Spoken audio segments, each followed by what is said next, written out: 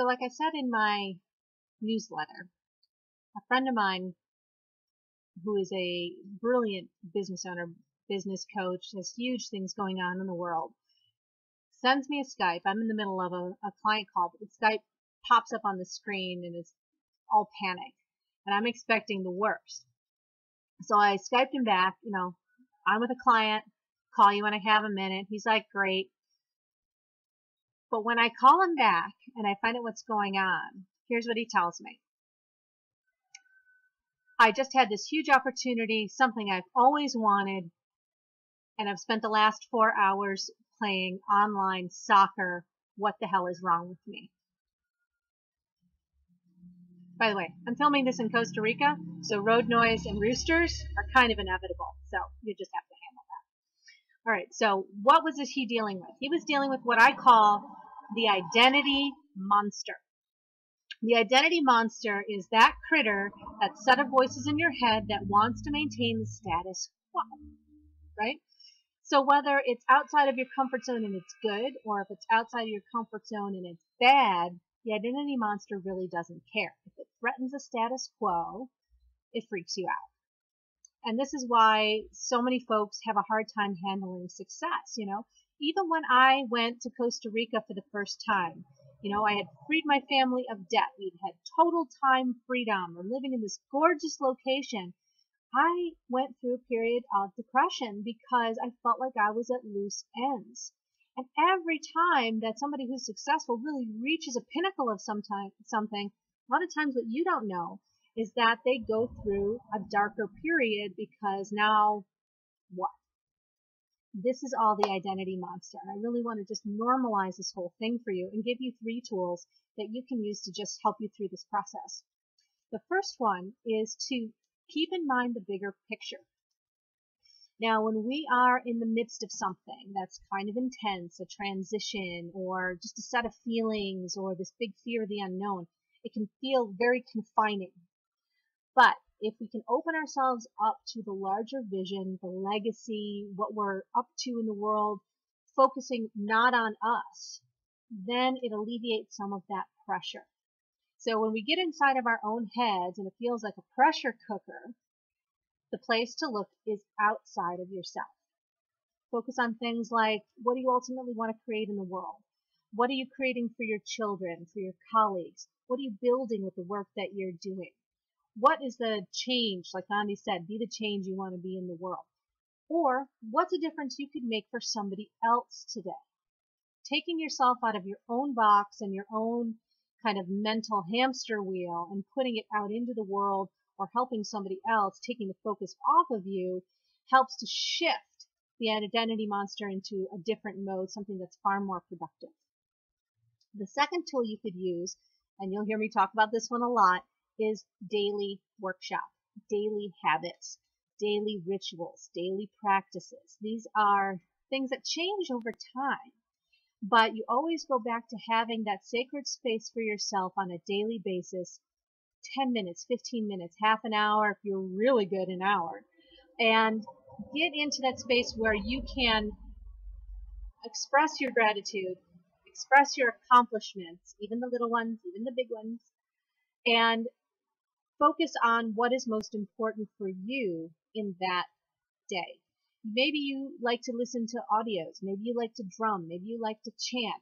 Maybe you like to sing. Maybe you're going to read your perfect day out loud to yourself. Maybe you're going to listen to something inspirational for you. Maybe you're going to draw.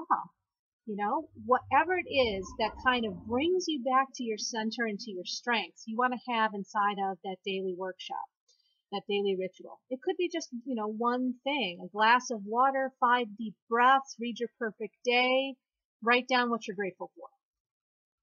Start somewhere.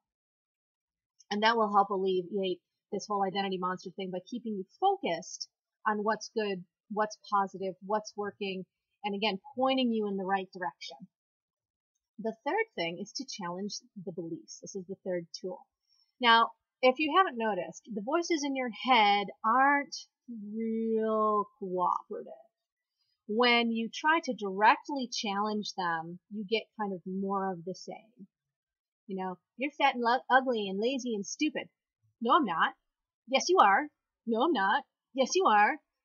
Your mind kind of works on the, what is it? I'm rubber, you're glue principle. Okay, I'm rubber, you're glue. Whatever I say bounces off me and sticks to you. Okay, we said it when we were 5. The principle still holds true today when it comes to your mind. That was a bus. Okay, so instead of trying to directly challenge the belief, you want to start to break up the belief using your brain's natural abilities, one of which is logical thinking. So you can, instead of challenging a belief directly and saying, no, I'm not, you can kind of go around the belief. So let's say you're working on something like, no one will accept me for who I am. You might consider challenging that with a logical belief, such as, where have been the people in my life or situations in my life where I have been accepted for who I am? And then you can take it a step further and make it impersonal. What are some examples of people who have been way out there and very unusual and then have gone on to really make a difference in the world because of their uniqueness and maybe dealt with the same feeling that I have? So you start to kind of break up the belief a little bit by gathering evidence. We're very, very good at gathering evidence for negative beliefs. The muscle to increase here is to gather evidence for the muscle of positive beliefs, beliefs that really serve you. The other thing you can do with challenging beliefs, and there's other protocols we can go through too. I go through a whole mindset mastery with my one-on-one coaches that people get to use, but is using humor. All right. So when the voices come up in your head, instead of challenging them directly, you can kind of make fun of them, right? I think you suck. I bet you can't say that in French. Something like that. Or one of my personal favorites is turning the inner voices into your head into something really silly and benign. Okay? For those of you who watched Looney Tunes when you were a kid, you remember Madison Frog? Hello, my baby. Hello, my honey. Hello, my ragtime girl. That guy. Okay? I, at one point, was having a really hard time with some beliefs, and so I mentally made a kick line of Madison Frogs in my head, singing, basically the thing that was, bugging me. So, okay, you're fat, you're lazy, and nobody loves you. Okay, it's ridiculous, but it works, all right, because it jogs your brain out of its normal patterning. So you're really trying to get that pattern off the tracks and into somewhere new, okay? And you just learned something about me as well. Okay, so those are the 3 tools I want to give you today to deal with the identity monster, whether the identity monster is coming after you because something is going not so great, or because you just had a breakthrough and had a huge opportunity and now you're like, oh, okay? Use those 3 tools. Challenge the beliefs with humor or logic. Create a daily workshop.